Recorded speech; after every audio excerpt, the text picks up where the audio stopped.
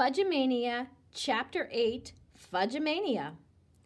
How come you're in such a bad mood? Sheila asked me the next morning. It must be the weather, I grumbled. Actually, it had nothing to do with the weather, which was gray and damp as usual. It had to do with my brilliant idea from last night. Somehow, when I woke up this morning, my poison gas story sounded really weird.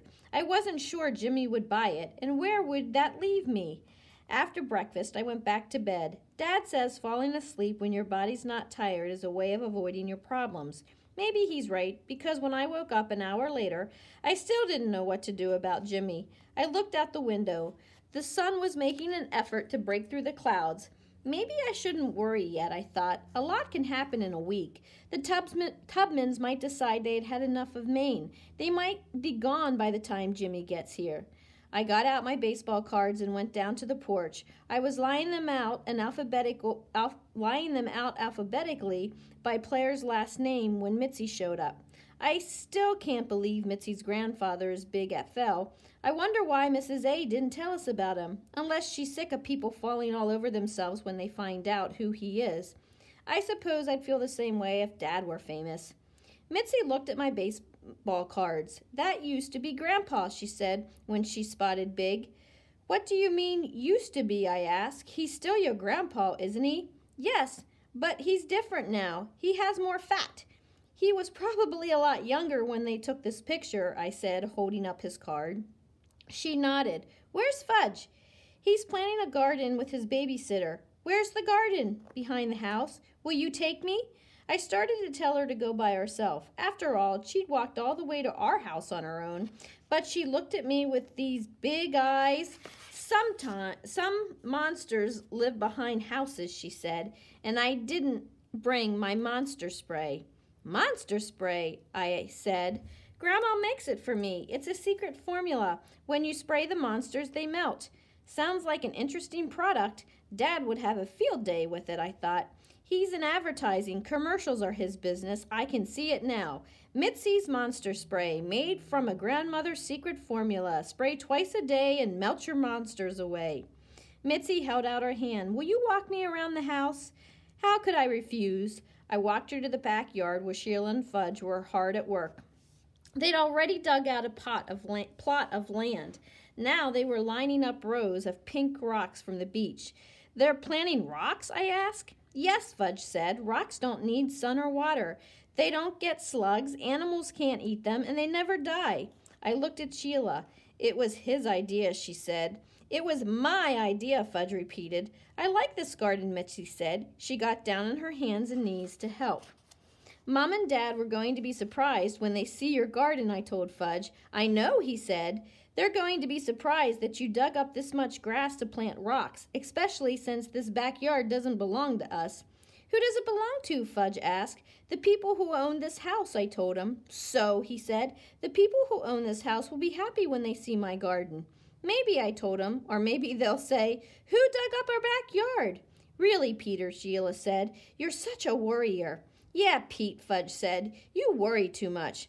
I don't worry, I told him. I think ahead.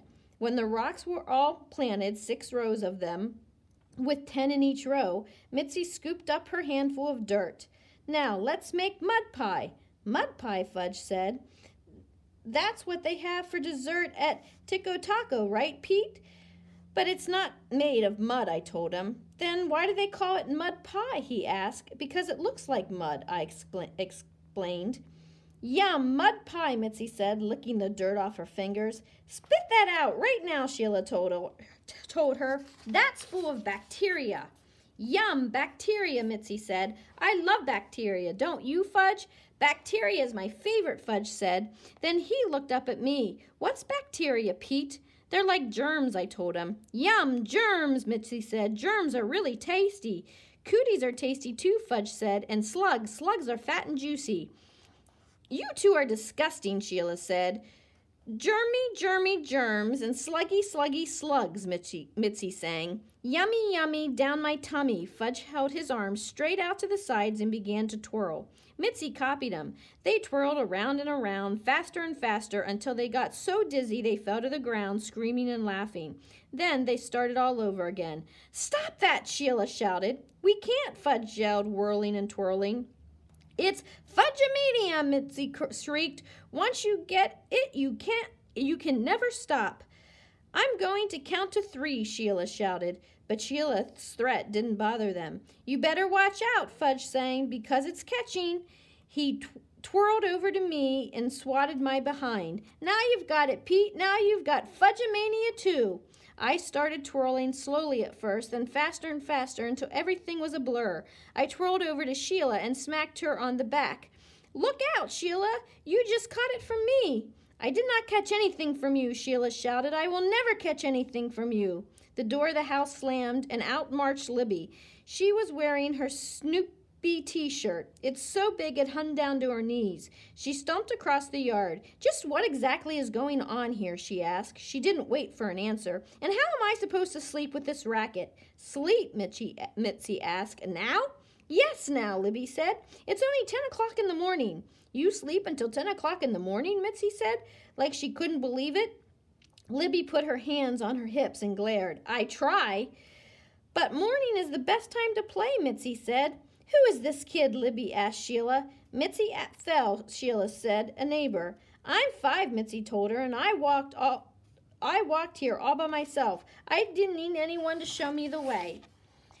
"I'll tell you what you need," Libby began, but Mitzi didn't wait to hear what Libby had to say. She raced off shouting, "It's Fudge-a-mania!" Fudge followed Mitzi. Sheila chased both of them. "You're all maniacs," Libby shouted. "Fudge-a-maniacs," I added. Either Libby didn't get my joke or she decided to ignore it because she said, "This is all your fault, Peter. Chaos follows you and your family." "Chaos?" I said. "I don't believe I know him." That got Libby really mad. "Chaos," she said, "a state of utter confusion and disorder." Then she stomped back to the house and went inside, letting the screen door slam behind her. I couldn't help laughing. When Mom and Dad saw Fudge's garden, I expected them to really let him have it.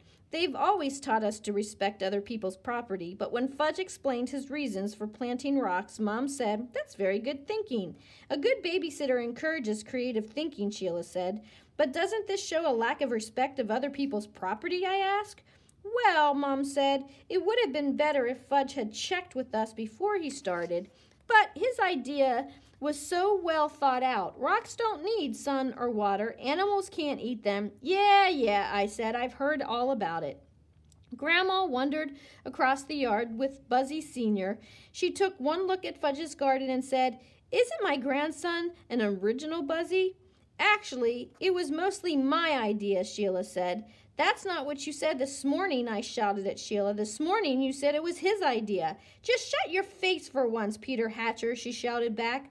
"Who's going to make me?" I yelled. "Children," Grandmother said. "Let's be kind."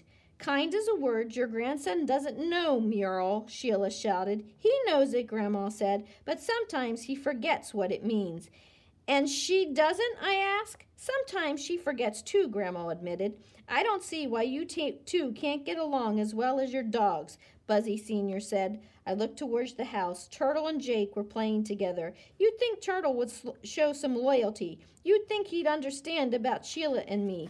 Tootsie grabbed my leg. "Up, Pea, up." "Not now," I said. Now.